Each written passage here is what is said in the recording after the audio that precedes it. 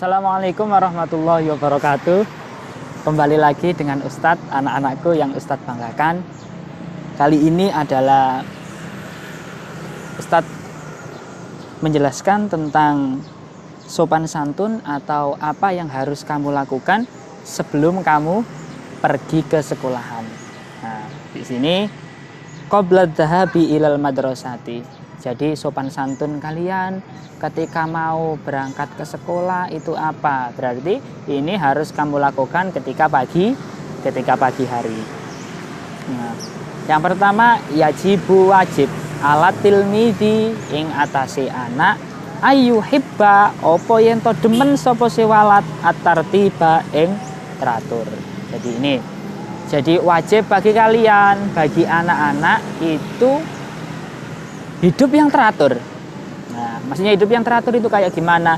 Nanti dijelaskan.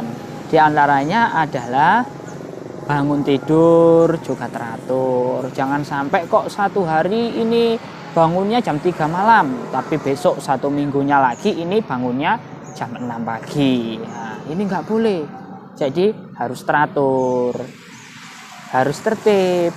Pakaian pun juga harus tertib sesuai dengan apa yang diaturkan atau peraturan berseragam ketika sekolah. Nah, warna dhofata lan bersih daiman halelang landang. Jadi kamu harus membiasakan hidup yang bersih. Nggak boleh kok bajunya ini kotor, celananya kotor, apalagi pakaian yang kita buat sholat. Karena di dalam sholat itu ada yang namanya syarat suci dari najis. Makanya kita semua harus menjaga kebersihan dan juga kesucian. Nah, itu. Jadi kalian yang masih kecil harus membiasakan sifat-sifat seperti ini, yaitu sifat bersih dan juga sifat teratur, karena itu adalah membiasakan besok ketika kamu sudah besar. Yakumu hale tangi sapa walad min naumihi saking turune walad kula sobahin ing dalam saben-saben esuk mubakiron hale isu-isuan. Nah, ini kamu harus bangun tidur pada waktu pagi hari. Maksudnya pagi hari itu gimana? Nggak boleh siang-siang. Pagi hari ya kalau bisa ketika mau adzan subuh, kita jamaah subuh bareng-bareng dengan kedua orang tua. Apalagi kalau bisa berjamaah ke musola atau masjid, itu adalah malah baik. Nah, itu. Jadi fayah tasilu lan atus sapa siwalat bisobuni kelawan sabun. Jadi seperti itu. Kita mandi dengan sabun, nggak boleh mandi kok dengan sabun cuci, apalagi dengan pasta gigi, itu nggak boleh. Jadi kita mandi harus menggunakan sabun, karena kalau badan kita ini sehat, badan kita bersih, maka ilmu juga akan cepat masuk kepada hati kita, kepada diri kita. Karena ilmu adalah cahaya. Dan cahaya itu akan cepat masuk kepada orang yang bersih, bukan orang yang kotor. Nah, seperti itu. Jadi besok selanjutnya nggak boleh ada pakaian yang kotor ketika sekolah. Ustadz lihat ketika sampean di sekolah ini masih banyak yang kotor. Bajunya banyak yang kotor, apalagi celananya banyak sekali masih yang kotor. Nah, itu tidak boleh, karena itu menghambat kamu untuk cepat mendapat ilmu. Karena ilmu adalah cahaya, dan ilmu itu akan masuk kepada orang yang hatinya bersih. Summayatawaddau nuli wudu sapa walad wa yusalliya lan salat sapa walad as-subha ing salat subuh. Jadi sebaiknya kita mandi itu sebelum subuh, karena mandi sebelum subuh itu bisa membuat pikiran kita lebih bersih dan lebih cepat mendapat ilmu. Itu makanya di kitab ini Akhlaqul Banen ini dijelaskan bahwa mandi itu sebelum subuh yang ada dalam keterangan ini. Wa yusolli ala yen to salat sapa se walad as-subha ing salat subuh jamaatan hali jamaah. Nah, ini karena salat jamaah itu lebih utama daripada salat sendiri, itu terpaut 27 derajat. Nah, makanya sebisa mungkin kalau nggak ada di madrasah kita berjamaah. Kalau nggak berjamaah dengan kedua orang tua juga bisa berjamaah di musola atau masjid. Jadi seperti itu karena sholat berjamaah itu utama. Wa ba'da sholati lan ing dalem sakwise sholat yusofihu nyalami sapa se murid walidaihi ing wong tuwa lorone murid. Nah, walad atau murid. Jadi ketika sampean setelah sholat itu yusofihu kalian bersalaman dengan orang tua kalian atau orang yang lebih tua, apalagi kepada ustadz-ustadzahnya ketika kalian di dalam sekolah, ketika jamaah di sekolah. Nah, itu harus salaman karena ketika kita salaman dengan ustadz atau ustadzah itu bisa menambah barokah ilmu kita. Wa ba'da sholati yusofihu walidaihi. Setelah kalian sholat jika berjamaah dengan kedua orang tua kalian, maka kalian harus mencium tangannya. Yusofihu.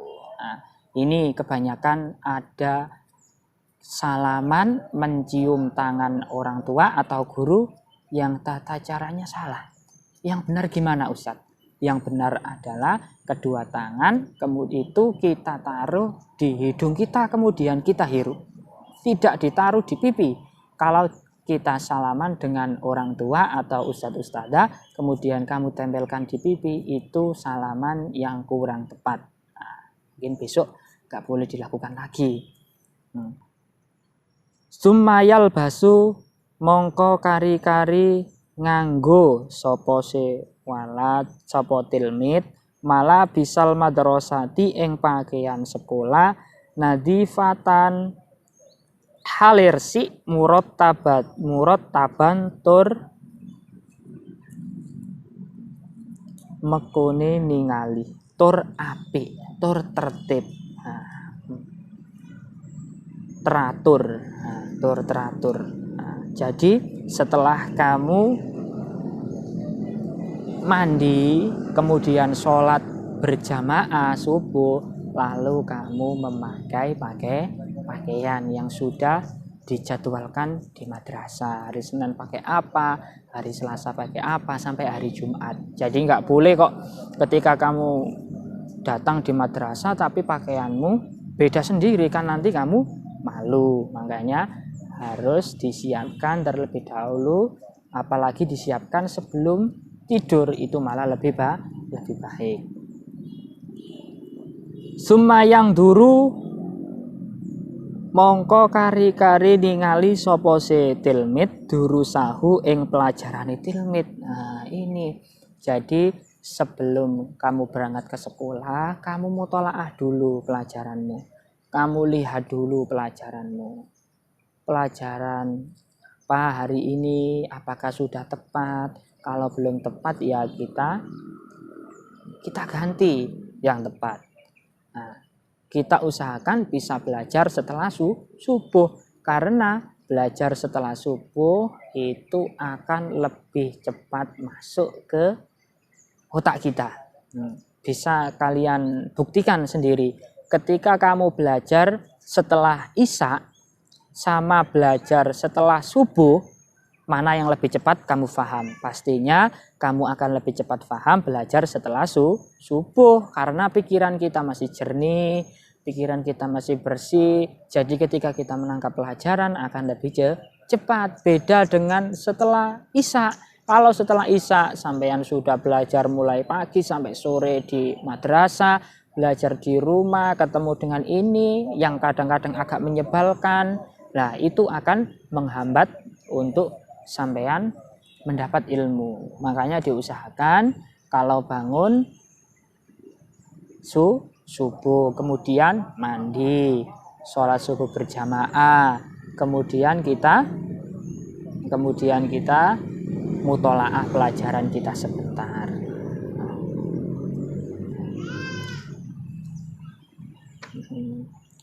Pelajaran yang kayak gimana? Allati kang kotolaa kang temen-temen wis mutolaah sapa se tilmid ha ing turus qoblan naum ing dalam sadurunge turu.